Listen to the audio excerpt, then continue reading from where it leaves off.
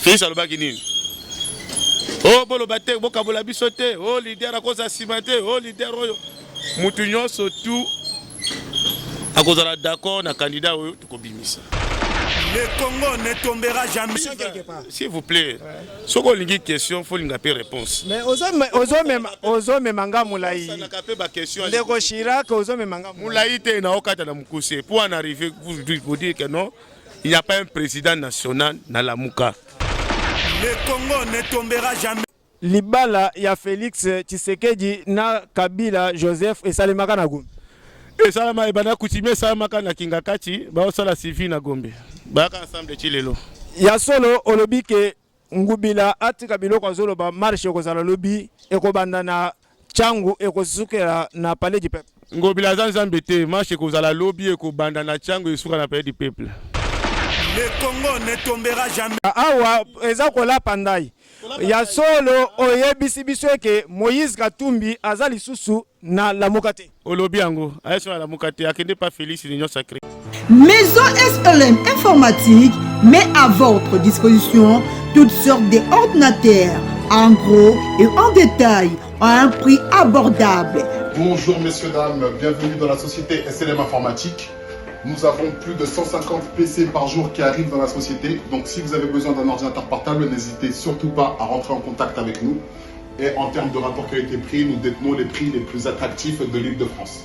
Merci à vous, que Dieu vous bénisse. Adresse 62 rue Verbois, Paris 3e métroline, 4 Arrêt, Transbousse, Saint-Denis. Numéro de compteur sur plus 33 76 3800 100 Maison SLM Informatique, les paradis des ordinateurs. Maison SLM Informatique, c'est la différence et la qualité. Que Dieu vous bénisse.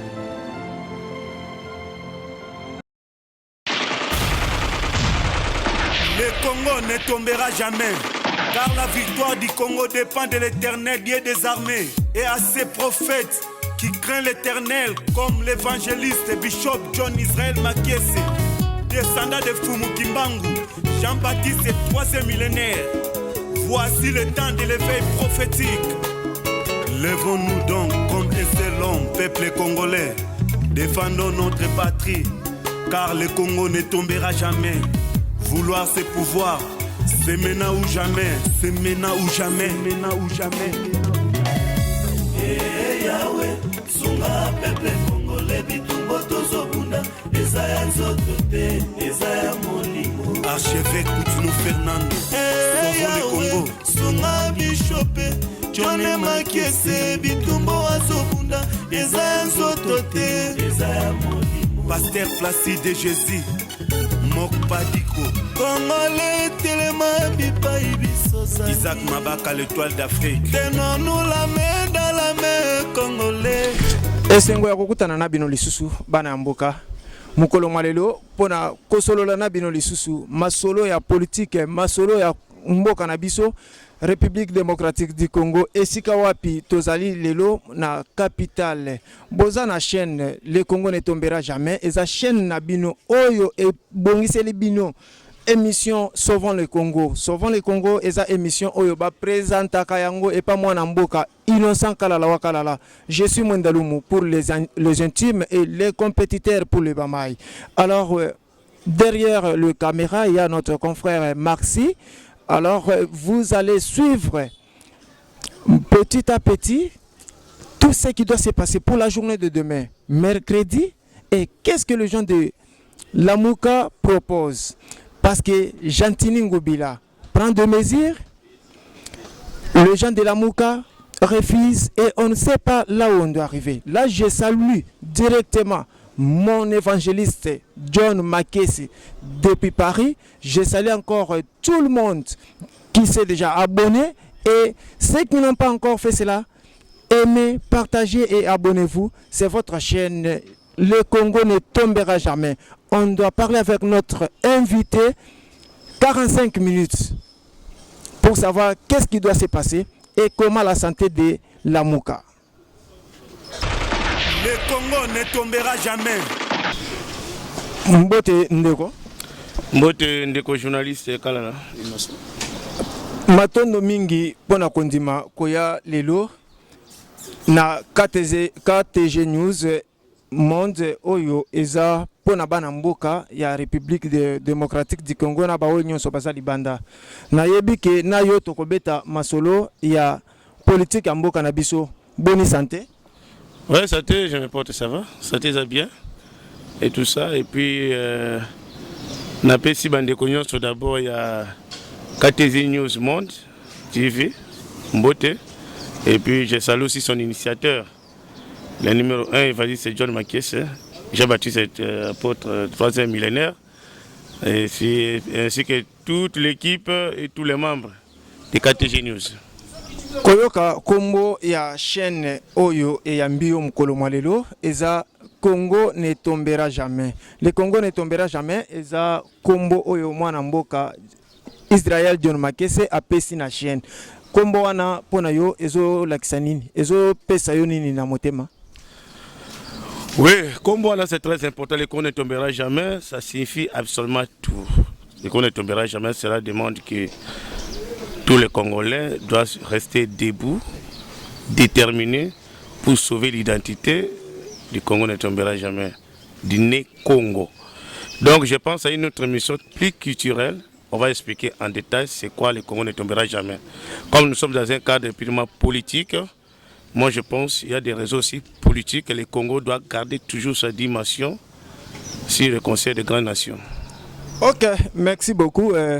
Votre nom c'est comment et quel est votre CV politique? Parce qu'on est dans une émission politique. Qu'est-ce qu'on peut retenir? Vous êtes qui? Vous êtes des SID, des UDPS ou bien vous êtes... Veuillez un peu nous aider. Ce que nous pouvons retenir. Ce que vous pouvez retenir de moi, je me nomme d'abord Chirac Massamba. Ouais.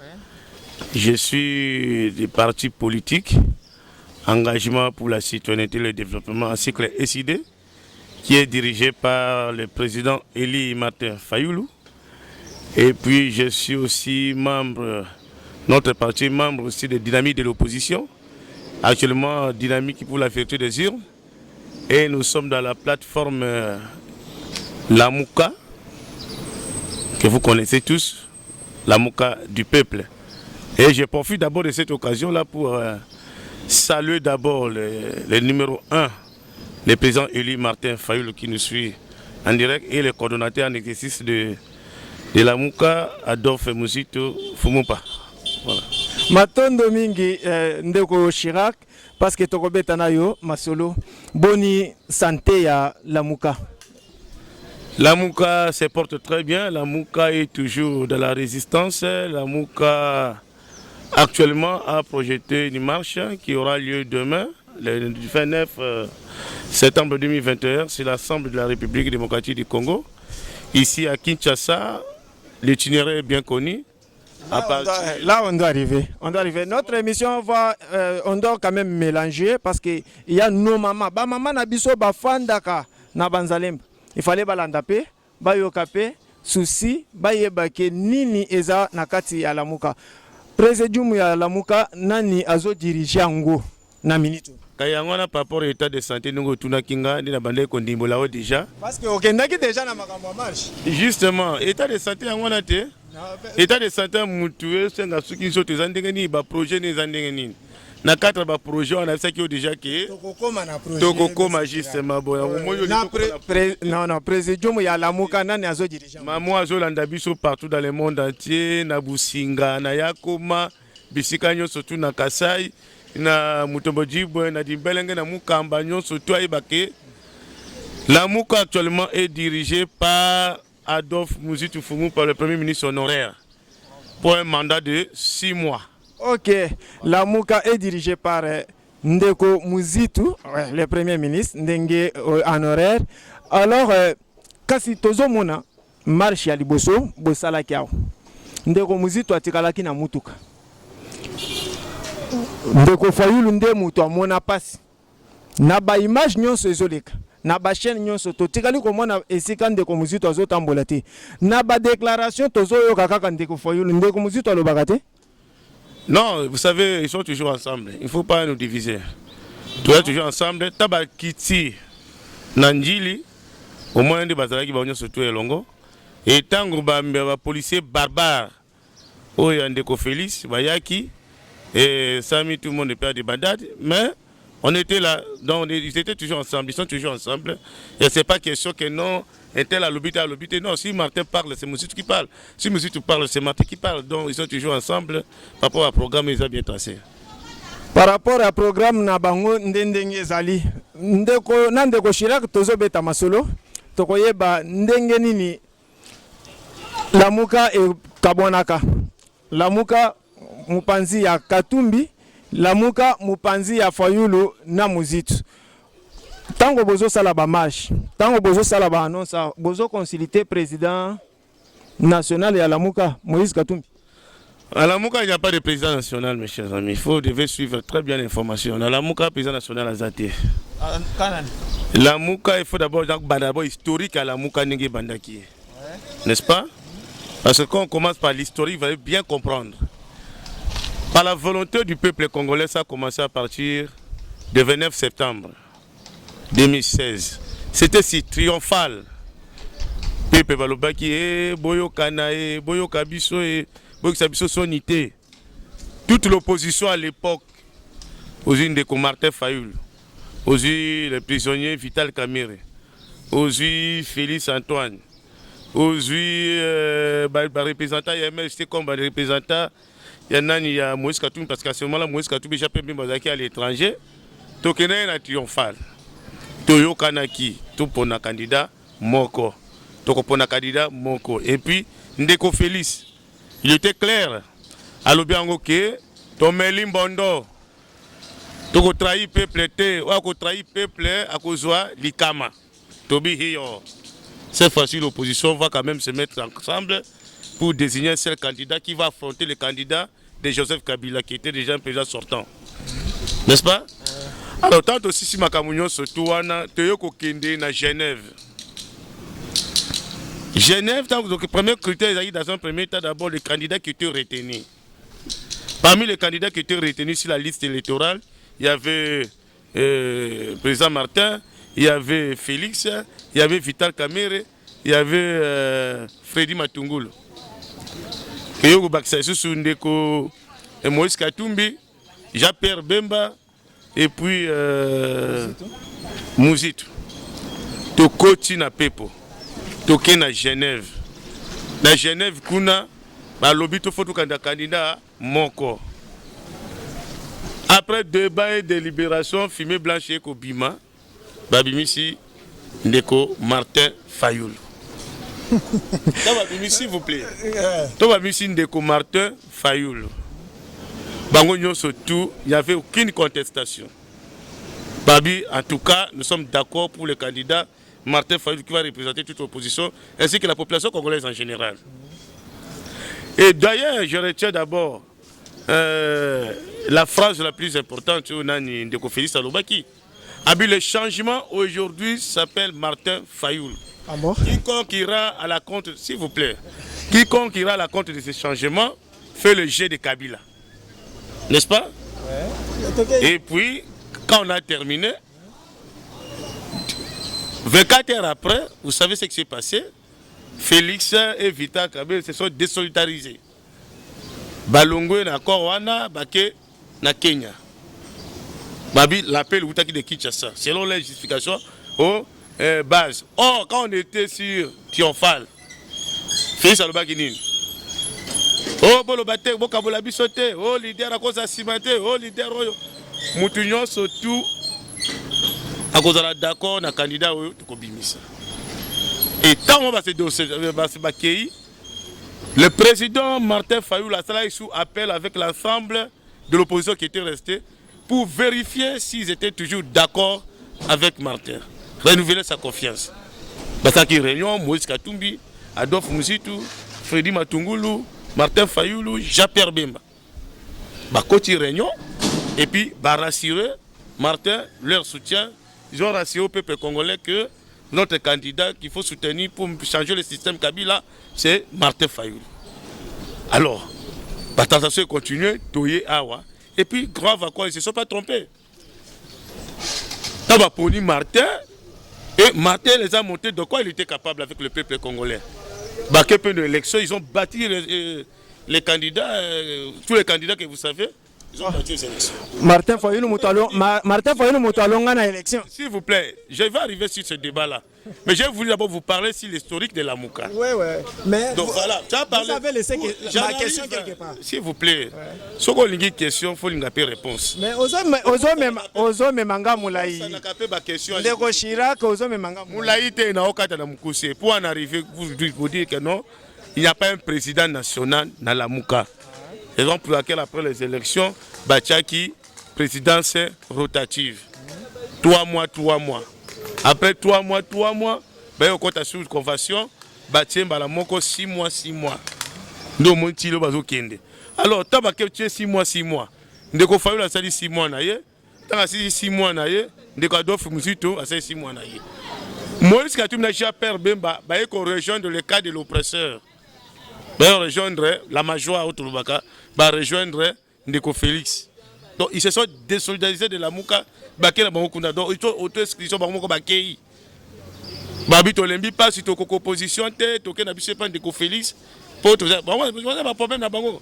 Même aussi na prison, on a problème na Bango, si nini bon. Moïse Katumbi, équipe Inezawa, Babilanga Naye. Il a cherché à négocier pour être à côté de Félix. Et c'est ça. Et d'ailleurs, c'est Félix qui lui a remis les passeports. Quand vous remettez les passeports, en échange avec quoi? Voilà. Donc voilà un peu donc pour vous dire que non, dans la Mouka, il n'y a pas un président national. La Mouka est peuple et ceux qui sont restés à la Mouka sont les esclaves du peuple. Tangelangana no kombo ya bato bazo composer la Mouka na minute. Le peuple congolais compose la Mouka avec leur coordonnateur en exercice, c'est Martin Fayulu Sola. Makamwe baby. La Mouka ezalaki na ba Mbemba, Bakatumbi, Félix balongwana bakamere. Etikali ba Mbemba na banani. Nazolinga kaka otangela ngai kete na la Mouka. Ba coordonnateur oto tikali na bango na la Mouka baza mututel. Mais ngona zo bisayo. Ba kombo ya bato batikali. Écoutez s'il vous plaît. Ngamongo na mutala Mouka. Oui. Ngamongo je suis la Mouka. Oui. Je te parle makambo ya la Mouka. Qui peut vous dire à quoi une autre vérité à part moi? Moi je vous dis que non, aujourd'hui, la Mouka c'est le peuple, les coordonnateurs, c'est Adolphe Muzito et Martin Fayulu. C'est ça, le peuple là c'est représentant. La Mouka. Mais Moïse Katumbi a zolo bela na kombo ya la Mouka. Parce que Moïse Katumbi a zolo bela na kombo ya la Mouka bien zolo bela na kombo ya la Mouka.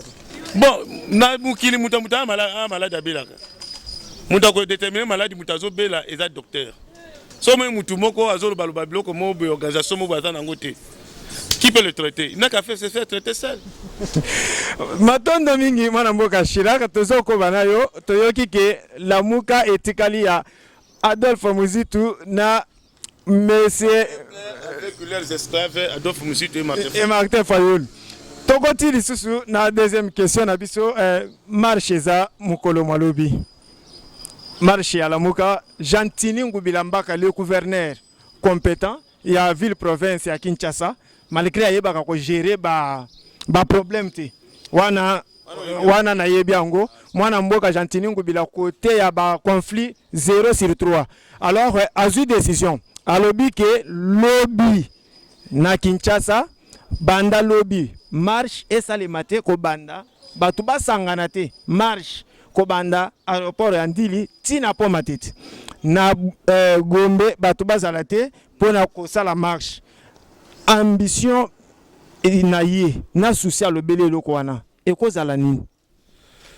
Bon, il faut avant de répondre à la question il faut biloko moko. Omoni il faut te expliquer bato bazolanda biso ba ba loko moko est très important. Premièrement d'abord on a expliquer le pourquoi la marche à la Mouka. La Mouka bengi marche wana pourquoi? Toto les comme 3 processus électoral. Il y a Liboso avec Ndeko Malumal. Le gagnant n'a jamais été programmé. Il n'y a que le perdant qu'on a toujours programmé. Tous les candidats élection en Goïmoulunda. C'est passé toujours de la même façon. Et 3e élection avec Kone Nanga. Vous savez ce qui s'est passé. Alors, après 3 élections, Le gagnant n'a jamais été apprécié. Le gagnant n'a jamais été programmé. Le perdant n'a jamais reconnu aussi son échec. La raison pour laquelle cette fois-ci, les gens balobito vendent autour d'une table. To vendent de sika moko. Toyo kanandenge nini to organiser ma ponami à 2023. Pour que cette fois-ci, le perdant a benga les gagnants. Les gagnants sont acceptés par tout le monde. Et l'opposition, cette fois-ci, bâtit à une place où ils ont prévu dans la Constitution. À opposition républicaine, installée selon la Constitution. Vous comprenez? Expliquez-vous ça dans 3 minutes. Donc c'est ça. Donc de ce fait-là, tout le monde a su les règles du jeu. Tout le monde a même fait Kofa. Même FIFA va bande la compétition à Bengaka. Tous les présidents de l'équipe Union Sotu et de club pour de nouvelles dispositions. Va se mettre d'accord sur les règles du jeu. Il y a un compte qui est dans 2023, et c'est l'élection à tout le monde, et c'est l'élection à tous les acteurs. Vous voyez, c'est les 3 photos à l'ensemble. Société civile, les partis politiques, les mouvements associatifs, tous ces mondes-là, des chefs coutumiers même, qu'on se met autour d'une table. Tout le monde a l'organisation et fonctionnement à Séni. Selon Bissot Lamouka, proposition de Bissot Zaboui, Mbala Oyo, Séni a dépolitisé. Dépolitiser veut dire quoi? Au niveau, il y a comité, toute la confession religieuse. Au niveau, il y a plénière, la politique va déléguer na bango. À chaque fois, les religieux ont des décisions na bango. On a exposé une plénière qui est composée par des politiques. Et des politiques vont poser des questions. Après débat et délibération, ils vont se mettre d'accord et puis éteindre certaines zones d'ombre. C'est ça la proposition de la Mouka. Donc, déposition de la CENI, ça va permettre qu'il n'y aura pas de fraude électorale. Ça va permettre qu'il n'y ait pas le glissement. Vous comprenez? Ça va permettre qu'il n'y ait pas aussi de tricherie. Pour vous dire quoi?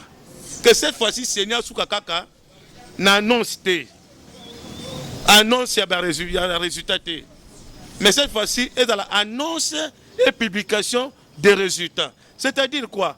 Lorsqu'on organise les élections, tu as vu que dans Bandal, tu as l'élection, chef de centre à Bandalunga Mobimba, on a la capacité à Kolobakeno, on a Bandal, Moutabimi premier, candidat Foulani, Moutabimi deuxième, Foulani troisième, on affiche. C'est ça la transparence. Et dans le cas de la loi électorale, Ezali, mais c'est la Kangote. Je vais un exemple, aucune école. Moi, à juste 70%. Je bulletin blanc. Moi, j'ai habité sur la mathématique à combien? Dans le français, j'ai habité sur combien? Dans l'histoire, j'ai habité sur combien? Préfère habiter sur TCP, moi, à juste 70%. Yo, mon madame. S'il vous plaît. 3 minutes, il n'y a pas de problème, on peut aussi partager. Pour vous dire quoi? L'élection en Baloyo, on n'a jamais fait la publication des résultats bureau par bureau, centre par centre. Les élections de Félix, tout le monde avait suivi. Vous savez ce qui s'est passé? Colin n'a jamais publié centre par centre, bureau par bureau, province par province. On n'a pas publié. On a annoncé seulement les résultats d'une manière en bloc comme ça. C'est que la population sache réellement où on était fort, où on était faible. Yango, cette fois-ci, tu lobby, tu se mettre autour d'une table, tu yokana, tu saigner ko kambama. Dépolitiser, tu expliquer, pas de fraude. Et donc, ça, les fraudes, ça a été, va afficher les résultats. Annonce et publication dans chaque bureau de vote. Olanda qui toute indépendance. Moi Namboka Olanda qui déclaration ya mokonzi Mboka na point de presse na Marcus alobi azalaki clair. Alobaki ke pona likambo ya Seni biso ba politique to bima. Azalaki clair ba politique ba bima libanda ba tikela ba confession religieuse ba sal. Soki bango basim esimbité ako pesa mot d'ordre na président de l'Assemblée nationale. Mot d'ordre ni na ko pesa. Non, il n'y a pas de mot d'ordre à donner. Vous savez, Félix est un perdant. Un perdant ne peut que réagir comme ça. Et puis, si Hollandais intervient, il bandit souka. On va contradiction, ils bien na katinaye. Sans oublier que va tirer la confession religieuse. Mais quel est le tireur de ficelle? Pourquoi Makamba y a Rosa Malonda? Pourquoi Félix avait refusé Rosa Malonda? La lettre est là. Dans la lettre, il était écrit quoi?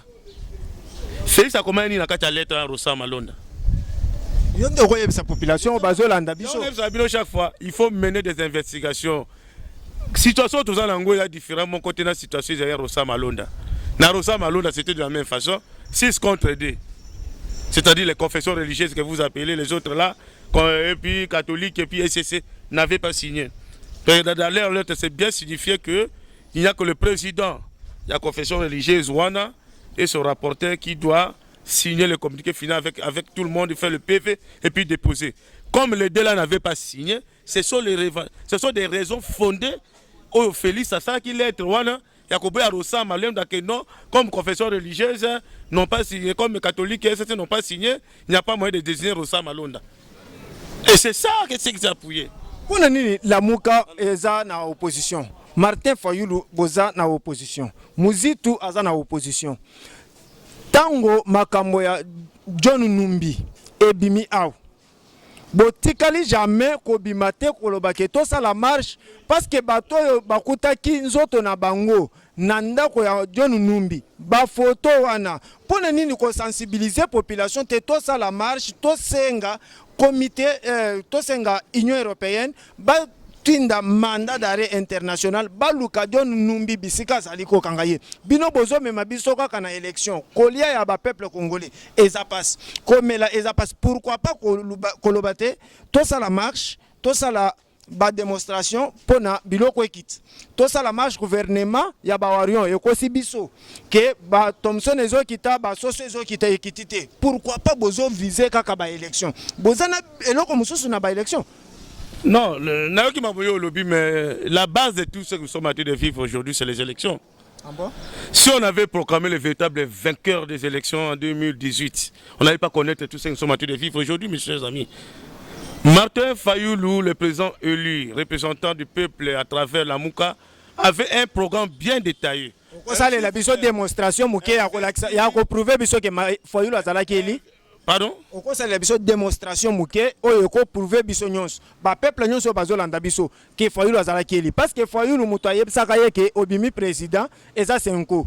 Ti lelo Senko a quoi ça peut faire Tshisekedi le père que obimi président azalaka na ba résultat. A quoi ça Tshisekedi le père parce que Kabila gérera ti asilisa mandat.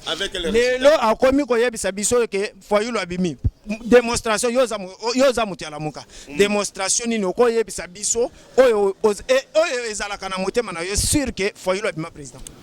J'en arrive dans un premier temps la première démonstration papa Mangolobi parce que loko ya bulobla homi oh pourquoi basala ka marche biloko kolia te oh pourquoi basala ka biloko ya boete non dans le but cause union surtout c'est la légitimité mes chers amis lorsque tu as la légitimité tu as le pouvoir quand tu parles on doit écouter.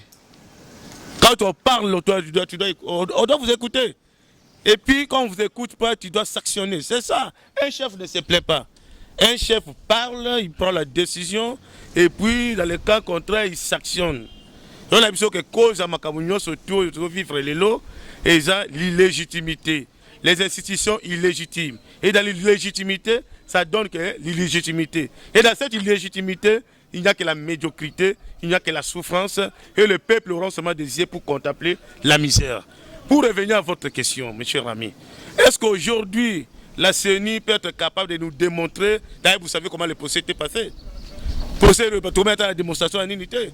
Au notre défaut de qualité, on a cherché certains alibis pour s'arrêter là parce qu'ils savent très bien que non, la CENI ne sera pas en mesure de démontrer le candidat Félix comme il avait gagné. Nous avons pour plusieurs observateurs. Dès la proclamation, dès la nomination de Félix Tshisekedi, vous avez suivi le premier ministre des Affaires étrangères, Luc Le Drian, français, avec coup d'État institutionnel. Vous avez suivi la Senko. Les résultats ne reflètent pas la vérité des îles. Il y a plusieurs observateurs, beaucoup de gens, beaucoup de témoignages. Et puis vous avez suivi les juges, parmi les juges à la Cour constitutionnelle.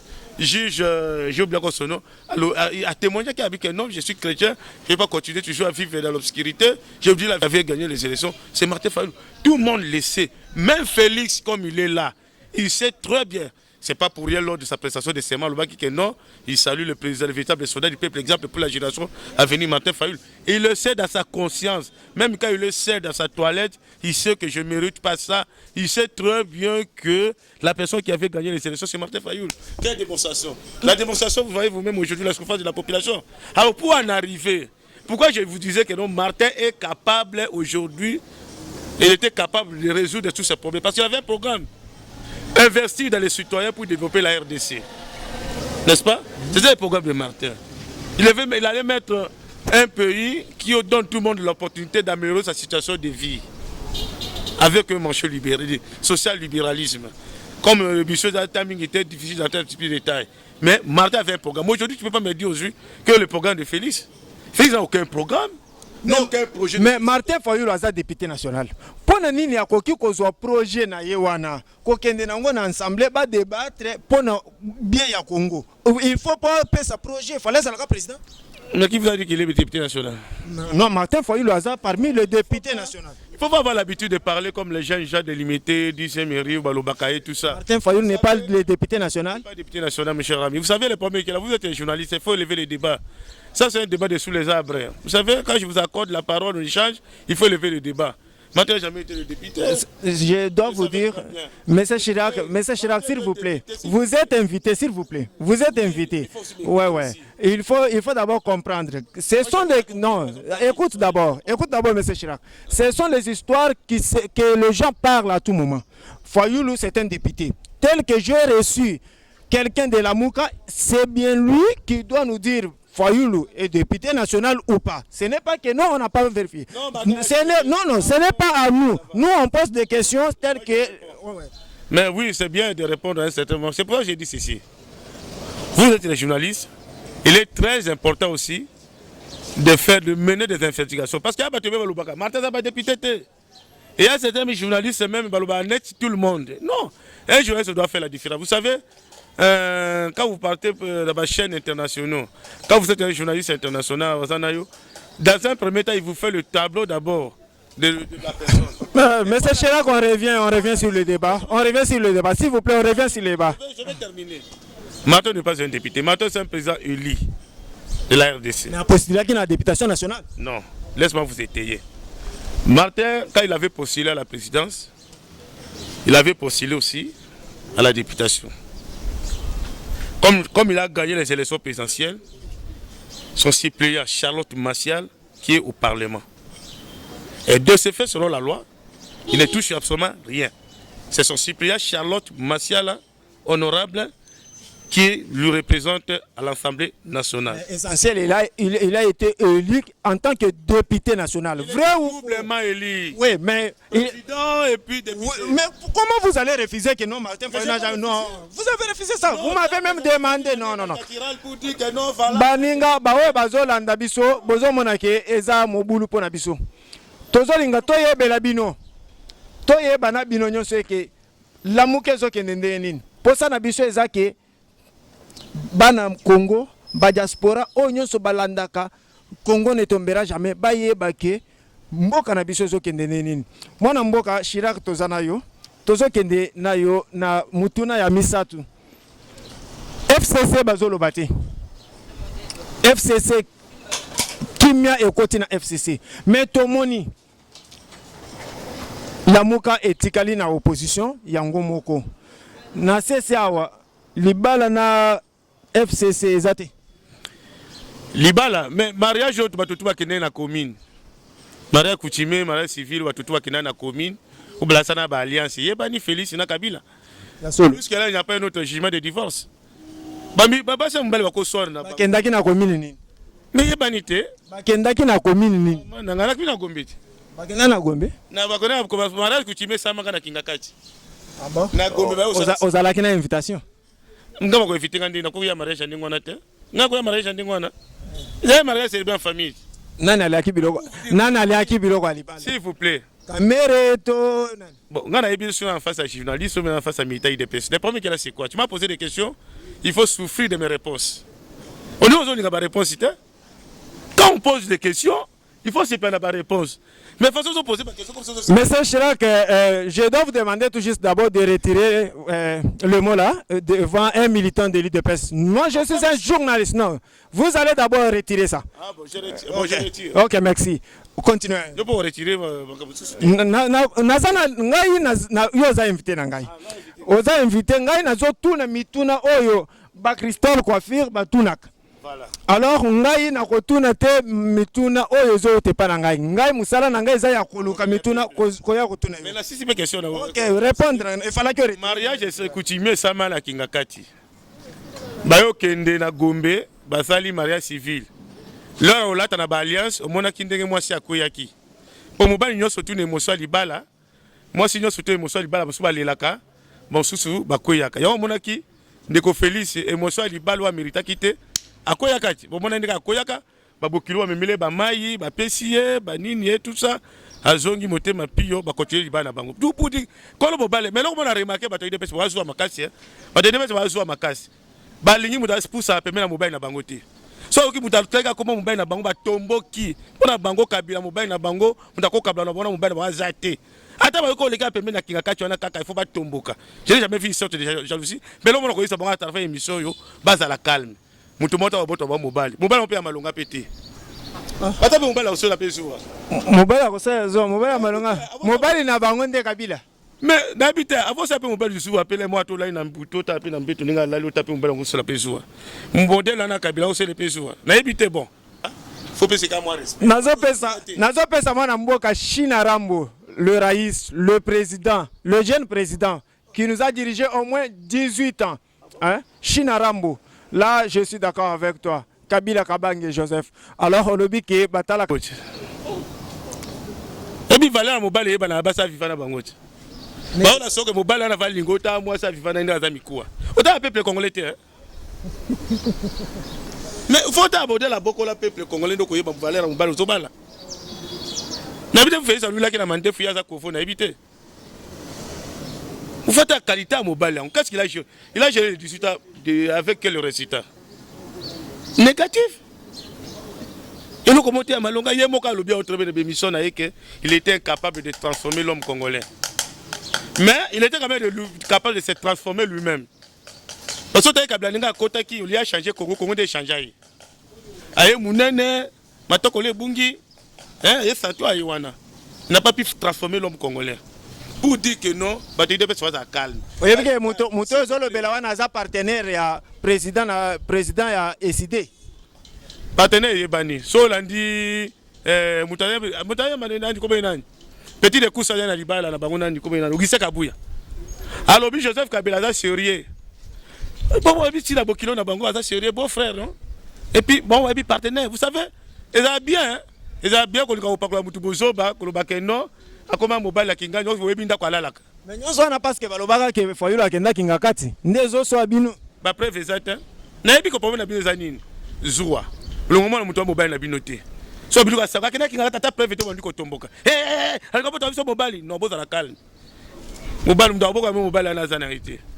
Fayulu na ebité. Faut connaître l'homme avant de parler. Vous savez beaucoup de gens aiment parler des gens même des gens qui ne maîtrisent pas.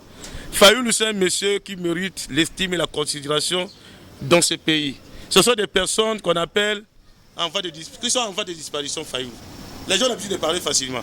Les images, ils ont Banane. Comment il faut féliciter François Boya pour prendre des risques à Olekanini. Bon, ma photo est bannie.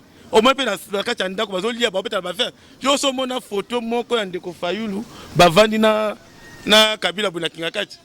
Attends normal et ça te va peut-être te devoir à domicile. C'est bon, c'est bien pour ne pas bibalo baka solo mabe, pas que na mabete. Boza la calme. Muta boto mino mobile yana azate. Pour tout et que mobile na bino, Joseph Kabila aza bonne santé, ça sert à rien ya ko luka ko Kabila basi mususu. Et si tout a fallu à moi s'il est. Matondo mingi mwana mboka Chirac tozo kende na mutuna ya suka.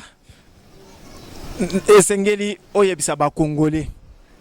Pona mukolo malobi marche ezali parce que gouverneur aboyi na mwana mboka Martin Fayulu azalaka élu député place ni place oyo babimelaka député ezalaki na changu te ezela nazo composer mutuna na ngai ezalaki na changu te.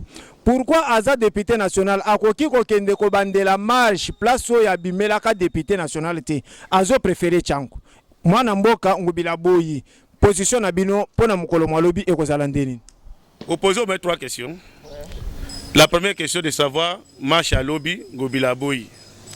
Deuxième question, pourquoi Martel Ngosala marche na changu kaka? Bon, on a la première question na yo. Je pense que bato ba la biso fa beloko moko. Touti musika na ba dictature. Na exposé des motifs de la constitution na biso était clair. La cause de légitimité qui a été toujours à la base de récurrence de la guerre de Sobino Touboyebi. Et au moins en 2005 va mettre la constitution en place après sans city. Pour dire quoi? Il n'y a plus la dictature. Nous avons notre constitution. Le pays est régi par des lois. Dans le régime Otozalango, tu as un régime d'information. C'est-à-dire quoi? J'informe l'autorité et ces derniers vont prendre les dispositions qui se posent pour encadrer la manifestation selon l'itinéraire. Nous ne sommes pas dans un régime d'information. Donc, peut-être une nostalgie, boutiste, dictatoriale et tout ça, mais nous sommes dans un régime d'information et non d'autorisation. On a informé notre marche pour le 29. Notre départ, c'est de Tchangou vers Palais du Peuple. C'est ça notre itinéraire. Vous savez, lorsqu'on va organiser une marche, n'est-ce pas? Lorsqu'on va organiser une marche, on informe le motif. Nous avons informé notre marche aura lieu quand? Le 29 septembre. Itinéraire, Zawa Pikobanda, Tchangou, quartier 3, Palais du Peuple. Marche entre aussi la Ponanini, Tosenga, 3 choses. Dépolitisation de la CENI. Non fraude électorale. Pas de glissement. Pourquoi dépolitiser la CENI? On dépose la CENI veut dire quoi? Pour tout faire bango. Pour tout faire pamba ba éviter. Tolingi CENI a dépolitisé. C'est-à-dire quand la CENI il y a 2 organes. Il y a le comité et vous avez aussi la plénière. Dans ces comités-là, Tolingi à la CACA, la confession religieuse et les mouvements associatifs. Base à la WANA, base à la gestion collégiale.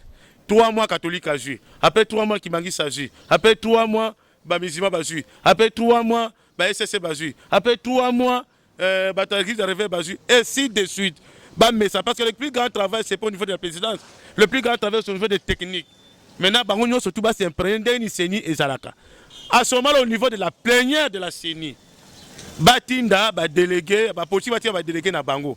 À chaque fois, la confession religieuse, Baosa Makam na Bango, Bakwa exposé au niveau de la plénière. La plénière peut être composée par des politiques. Ces derniers vont commencer à poser des questions pour savoir l'évolution. Et c'est notre proposition. Pour éviter les glissements, les autres pour lesquels vous avez vu à ces passes, la Mouka avait présenté un projet, il y a calendrier. Pour démontrer qu'en une semaine, on peut se mettre d'accord sur l'organisation et fonctionnement des élections. Non, je n'arrive pas. Non, dialogue pour faire quoi? Bon, dialogue est permanent en politique. Hein. Mais Félix refuse ça. Non, Félix peut beau refuser. Bon, vous savez, quelqu'un qui a déjà quelque chose dans la bouche ne parle pas. On peut beau refuser, mais ce n'est pas ça le problème. Ce n'est pas Félix qui va donner le dialogue. Quand on veut dialoguer aujourd'hui, ce n'est pas que Félix qui va convoquer. Nous avons eu des confessions en 2016, lorsqu'on a eu les glissements, qui avait organisé le dialogue. Ce n'est pas la Cinco. Parce que Félix Kabila lui-même était un problème. Mais aujourd'hui, s'il vous plaît, aujourd'hui, Félix est à lui-même un problème. Il n'a pas convoqué le dialogue. Quand on veut le dialogue, on veut le vouloir. Mais pour aujourd'hui, nous voulons un consensus. Ce n'est pas le dialogue. On veut un consensus autour de l'organisation et fonctionnement de la CENI. La raison pour laquelle je vous ai parlé ici que Nani, la Mouka a présenté qui projet de calendrier électoral pour démontrer aux gens que la Mouka est prêt à aller aux élections. Pour démontrer aux gens qu'il y a suffisamment du temps, puis il y a la volonté politique d'aller aux élections. Alors, et pour éviter de fraude électorale, fraude de Outakawab, lorsqu'on annonce seulement le résultat, mais cette fois-ci, tu lobby que non, Seigneur soit quand on annonce, l'annonce est publique. Cela veut dire quoi? Lorsqu'on annonce, les résultats doivent être publiés province par province, centre par centre, tel que prescrit dans la loi électorale. C'est-à-dire quoi? Na Barumbuku na basa l'élection, ba bibiso na Barumbawa, les premiers qui gagnent, les deuxièmes qui gagnent, les troisièmes ba afficher. Tout le monde va au Kenya, la population moni, tout le monde va jouer à PV na bango. Deuxième question. Deuxième question, on oublie bien que Martin Fayoulou, mais Martin Fayoulou, base électorale, c'est la RDC. Aujourd'hui, il peut proclamer la marche à Mbujimaï, Kananga, partout. Il n'a pas à choisir. N'est-ce pas? Il est capable de partout. Il faut pas. Mais aujourd'hui, là, vous dites que non, Alika Tchang. Mais tu as exemple, mon co. Tu sais qu'il est père. À ça, la marche, c'est Sikani. Tout le monde sait là où tu sais que dans sa marche. Bandako bandangoni ba étudiant à campus babimi bananga babimi batunyoso bazobimi la côté na bango. Boka Samarta bandako kende ko zoyer. Je vais vous rappeler une histoire. En 2015, quand l'UDPS, à travers Félix Tshisekedi, sont partis à Ibiza négocier avec Kabila. Obé Minaku et le Kabila à l'Assemblée nationale. Il avait conditionné l'organisation des élections par recensement. Que les ceux qui sont les matés, ceux qui recensement et salamité. Kapika, où il y a bien l'IDPS, où il y a Bango l'IDPS, à l'écran à TV. Cette marche ne concerne pas l'opposition ni de loin ni de près. Mavou ou pas l'équipe. L'opposition se sont organisées. Ils ont mis en place un institut qui s'appelait Dynamique de l'opposition. Ils ont mobilisé les gens. La vie était paralysée 19, 20, 21, 2015. À travers la République, était paralysée. Et le 20, Tshisekedi a dit que Tshisekedi le père à lobby, j'ai retiré mes gens sur la table de négociation, Kabila doit partir. Pour vous dire quoi? L'UDPS n'avait plus le monopole pour rassembler les gens. Martin Fayoulou, ils ont démontré qu'aujourd'hui, l'opposition est plurielle et des jeunes sont capables de faire quelque chose. Dynamique de l'opposition a Zouakango et Tikalakayaye. Lelo, la Mouka et Tikalia. Ponanini a Zouaka Biloko. Ouais, c'est bien sûr, à travers la mort que nous avons besoin de Bibembe. Mais dynamique de l'opposition est Koufaka Yatikalaka Nangona. Et Koufa, et Tikala na compte na ye. La Mouka les sous et Tikali. Ezani. Bon, Martin, problème les années. Martin, c'est un monsieur avec esclave à texte et à loi. C'est le gardien de texte et de loi. Alors, toujours gardien du temple. Moi, les politiciens congolais, est stable. À chaque fois que je débauche, je justifierai toujours que la politique est dynamique. Il y a déjà hier été avec Mobutu. Badaïna Joseph Kabila le père. Badaïna Joseph. Aujourd'hui, et pas Félix. Et demain, donc, une constance politique est à la base. Donc, Martin, ce monsieur qui est différent de certains politiciens. D'abord, c'est un monsieur qui a fait de très bonnes études. C'est un monsieur qui a fait une carrière professionnelle réussie. C'est qui a fait que, au niveau il y a 2 TP, quand il a créé Dynamique Tshisekedi du président. Quand on a bien que le Bika Tshisekedi a gagné en 2011, et ce Bika Tshisekedi le père a gagné. Parce que c'est un coup à l'Oba, parce que c'est un coup à l'Oba, il est là, Tshisekedi a prêté serment à Nandako. Fayou le Bayebisi a prêté serment à Nandako. Non, Fayou a prêté serment à Nandako. Il faut la information, mon cher ami. A prêté serment à Nandako. Mais ça, président Elie. Mais ça, président Elie, par le peuple congolais, il marque l'impérium. Tshisekedi a prêté. Vous savez, le problème qu'il a, c'est quoi? Vous voulez qu'on compare Tshisekedi, pour vous, Tshisekedi le père, tout était permis pour lui à ça là. Qu'une autre personne ne peut pas le faire. Ce que le père ne peut pas le faire. Il faut bien modifier votre phrase pour eux. Pour nous, vraiment. C'est comme si. Je ne sais pas votre tendance, vous m'accusez toujours comme si je suis de la majorité. Qu'est-ce qui ne va pas? Toi, tu as dit que tu représentes qui? Moi, je représente le peuple congolais. Mais donc, quand je parle du peuple, je parle de Madès à qui? Quel est le représentant du peuple à cette émission? On va mettre d'abord le journaliste à côté. Allons-y, monsieur Chirac. Moi, écoutez, il faut que se mette d'accord si c'est un principe. Ça va, allons-y. Ça, tu as bien dit si tu es le représentant du peuple, n'est-ce pas? Ouais. Alors, moi, si je vais adresser au peuple, si je veux répondre au peuple, je vais répondre à qui? Allons-y, évoluons. Évoluons. Ça vous fait mal. Évoluons alors. Gardez votre émotion, hein? Ne vous en faites pas. Là, c'est venu le Komoko Tshisekedi, le père, Etienne Tshisekedi de Moulumba, père son âme. Il avait ses qualités, le défaut aussi. Il ne faut pas qu'on présente comme si un super Dieu, comme si c'est une personnalité qui n'avait pas d'erreur, qui une personnalité que tout lui avait permis. Aujourd'hui, beaucoup de gens, pourquoi Martin était parti à la Cour constitutionnelle? Martin était parti à la Cour constitutionnelle pour conforter la justice. Et tu sais que le père, qui s'est permis de prêter serment devant maman Marthe et Félix et ses enfants et ses amis et connaissances. Pour vous, c'est normal. Et puis aller dire aux gens de dormir comme des bébés. Vous savez combien un bébé, vous savez des bébés, non? Vous savez combien un bébé dort? Passe une nuit. Maman qui se telle au Bazanabana et tout ça, bah, et bien des alaka. Si bébé a lali, a soubi, a fait bloc oignon surtout. Un peuple éveillé comme ça. Pour combattre cette histoire, on a créé la Mouka. La Mouka, est Yakapo, la Moussabano, Félix, Tshisekedi le père à la Lisaka. La Mouka est la Mouki. Pour dire que non, pour la loi BBT. Le pays est en train de partir, il faut se réveiller. La raison pour laquelle nous sommes en train d'appeler le peuple congolais d'être très nombreux. Nombreux demain, la marche est appelée par la Mouka, le 29 septembre, à travers la République. Et que la Tchangou na quartier tout va aussi un pays du peuple. Moi, nous avons na Lukunga, ba on ba kokuta nesika ba kokuta na bokolanda ba leader na bino. Donc on se converger bisonyo surtout na parler du peuple. Donc pour dire qu'aujourd'hui, on ne peut pas continuer que la dictature ait sa place. Nous avons beau lutter pour qu'il y ait la démocratie. Démocratie ne fait pas là. On ne peut plus accepter l'autoritarisme. On ne peut plus accepter la dictature. Donc, Ngobila Faye Bakeno, moment est ma bifaya aux années 80, c'est une dictature ezalaki. Mais moment où vraiment, attends, on qui bouta ibi makamonaki. Matondo mingi, mwana mboka Chirac nabanzi tokomi na suka. Ozota la caméra. Tobeta masolo ya kotonga sikoyo ota la caméra ya solo oyebisi biso ke Moïse Katumbi aza lisusu na lamukati. Celui qui n'est pas avec nous, allez-y comprendre. Non, Moïse Katumbi sont des prisonniers. Moïse Katumbi et Jean-Pierre Bemba sont des prisonniers politiques de Félix Tshisekedi. Vous savez très bien que Moutayaka na RDC sous l'invitation de qui? De Joseph Kabila. Question nanga eza pété. To komi déjà na suka awa eza kola pandai. Ya solo oyebisi biso ke Moïse Katumbi aza lisusu na lamukate. Olobi yango, ayeso na lamukate akende pas Félix l'union sacrée. Ya solo olobi ete libala ya Félix Tshisekedi na Kabila Joseph esalemaka na Gombe. Esalama ebana kutimie esalemaka na Kingakati, ba osala Sylvie na Gombe. Baka ensemble chilelo. Ya solo olobi ke Ngubila atika biloko azoloba marche kozala lobi ekobanda na Tchangu ekozukela na palais du peuple. Ngubila zanzambe te marche kozala lobi ekobanda na Tchangu esuka na palais du peuple.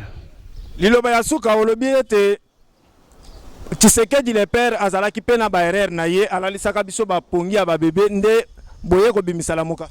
Aza responsable makama mabe mingi komela biso na mboka oyo to bimisala muka pona ko corriger erreur wana.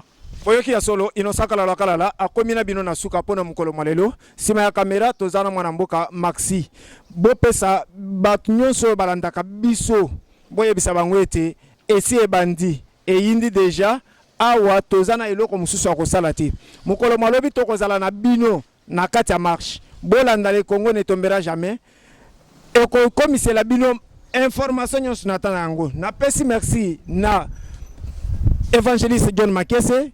Pourquoi pas na Christelle Coiffure, hein? Soki yo olingi ba kata yo suki yaka na bandala. Soki olingi ba maquiller très bien yaka na bandala na avenue Balari numéro 79 bis yaka awa bako kato suki. Je m'appelle bien Innocent Kalala Kalala Mwendalumu. Je suis le compétiteur. Je salue tout le monde. Okope sabatumi bale mbote to clôturer l'émission. En tout cas, na pesi mbote langai na président élu Martin Fayulu. L'incarnation de valeurs. Et puis, la petit peuple congolais sur Mbote, seul rendez-vous lobby, le 29 septembre, bisous tout au marché. Bolanda baradio totoate, bolanda bateau ba perdate, bolanda la vérité. La vérité, c'est la mouka. Tous à la blobé belé na Massina, quartier 3, direction Palais du Peuple. Déposition de la CENI, pas de flot de l'électorat, pas de glissement. Bisonyon solobi to kutani na Massina quartier 3. Bisonyon sotokei to soutenir mwana mboka Martin Fayulu ezapona bien na biso ba congolais. Ezapona bien Congo pe eza ya mutu moko te ndeko nanga Ngubila Mbaka o eza yumbite. O eza République démocratique du Congo Kinshasa esika biloko nyonso ezali. To pesi bino matondi to kutani mbala ya sima. Makile landaka yumbi. Merci beaucoup. Maison SLM Informatique met à votre disposition toutes sortes d'ordinateurs, en gros et en détail, à un prix abordable. Bonjour messieurs, dames, bienvenue dans la société SLM Informatique. Nous avons plus de 150 PC par jour qui arrivent dans la société. Donc si vous avez besoin d'un ordinateur portable, n'hésitez surtout pas à rentrer en contact avec nous. Et en termes de rapport qualité-prix, nous détenons les prix les plus attractifs de l'Île-de-France. Merci à vous, que Dieu vous bénisse. Adresse 62 rue Verbois, Paris 3e métroline, 4 Arreux, Transbourg, Saint-Denis.